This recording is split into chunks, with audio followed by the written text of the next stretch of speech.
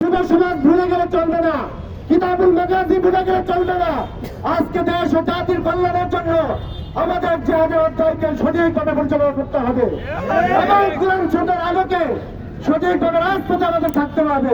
আমাদের মাঝে আজকে দাওয়াতি কাজ নেই, আমাদের মাঝে আজকে জিহাদের তৎপরতা নেই, আমাদের মাঝে আজকে দিনে ঐক্যতা নেই, দিনে বন্ধন নেই, যার জন্য আজকে হিজবুত তওহীদের মতো একটা কুচক্রী মহল, যারা নাকি নিষিদ্ধ সংগঠন এবং অবৈধ একটা সংগঠন, নবী রাসূলকে তারা অস্বীকার করে, যারা নাকি কোরআন হাদিসকে অস্বীকার করে, সেই সংগঠন আজকে মানিকগঞ্জের হাতে চা দিয়ে উঠতে চাচ্ছে।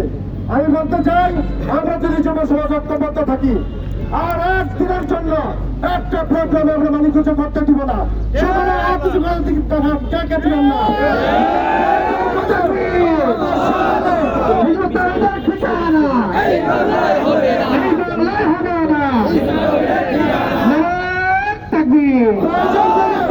আমরা আমার যখন ডাক আসে সকালে আমরা ঐক্যবদ্ধ ভাবে হিজবুত তওহীদের মধ্যে যে কোনো প্রোগ্রাম নেওয়া হয় আমরা সকালে সারা দিব। নাসরুম মিনাল্লাহি ওয়া ফাতহুন করিব ওয়া বাশশিরিল মুমিনিন। এ পর্যায়ে আমাদের সামনে বক্তব্য রাখবেন বৈষম্য বিরোধী